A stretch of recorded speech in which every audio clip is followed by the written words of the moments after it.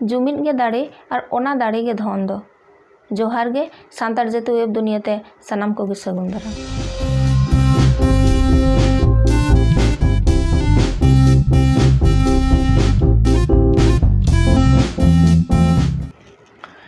जुमिद माने अतु ओड़ा, जुमिद माने दिसोम, जुमिद माने नोआ दुनिया मानवा मनेरे एनहो जुमिद दो लक्ति कान गया।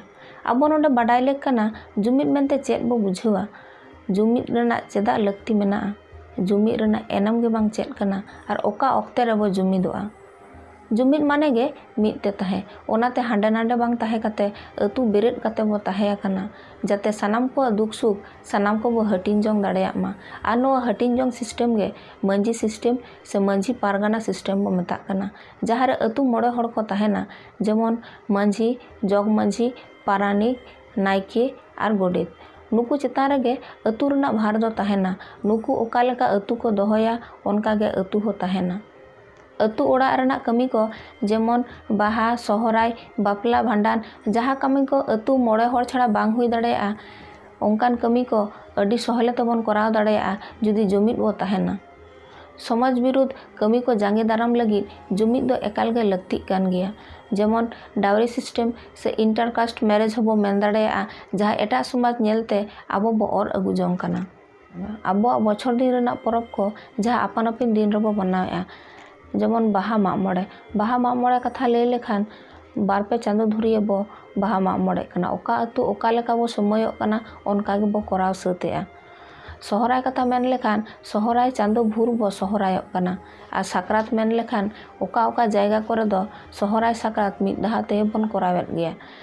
नोआ को मेटांग दिन रेबो अगु लेखान अडी गे नापाय कोआ, चेदा से आबो हो सरकार ठेन बो अरदास दाड़े किया नोआ को दिन करे आले हो छुट्टी लेक काना। जहान कमी रेना गे कारण दो ताहेना, कारण बिहीन कमी दो अहो हुई कोआ। ओनका गे आबोआ जते फेस्टिवल मेना जतो रेना गे कारण दो मेना गया जेमन बाहा, सोहराय, साकरात, दासाय आर हो एमाना को।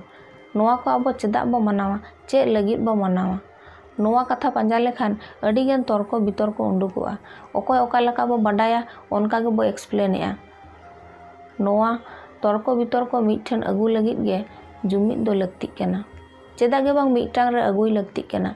नोंका जेजार जेमन बो एक्सप्लेन लाखान मिद दिन हिलो नोआ कोरेना विश्वास से सतता गे आदोआ, सावते नोआ रेना एक्जिस्टेंस हो मालटोआ, मेनदो आबो होबो आदोआ।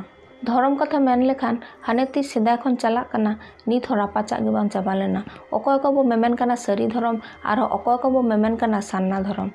आबो नोडे बाडाय लेक काना धर्म माने दो चेद काना, मानमी कोटेन धर्म रेना लक्ति दो चेदा और चेदा गे बांग रापाचाक हुयुग काना।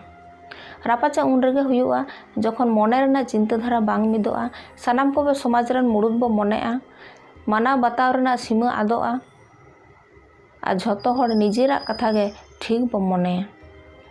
ठीक भूल अड़े जखन मेना एन दो नोआ किन रेना लागत हो मेना गया। आबो जुदी मानमी लेका बांचाव ताहे बुझाएद बोना से सांताल जाति उपरुमाते बांचाव ताहे बुझाएद बोना एन दो नोआ अक्तो रे तिंगु कते जुमिद दो एकाल लक्ति कान ताबोना, रापाचाक दो बांगा। पॉलिटिक्स तो पॉलिटिक्स गे और समाज हो समाज गे नोआ किन दो एकाल आलो बो मेसाय। सिकनत दो आर मेटांग दिशा से मेन हो बो मेन दाड़ेया, जहाँ दाड़ेते दुनिया बांग दाड़ा कते दुनिया बो बाडाय दाड़ेया। नोआ गे मानमी मने रे नावा चिंता जनाम होचोया और सिकनत गे आखिर उयहरे अगुया से फ्यूचर रेना आशाय उदुगा। समाज नापाय दोहय लगी समाज रे सानाम को सिकनत लक्ति काना। सिकनत गे विश्वास रेना इता और ओना विश्वास होते तेगे आबो बो जुमिद दाड़ेया और ओना जुमिद गे आबोआ से आबोआ सावता समाज रेना दाड़े दो।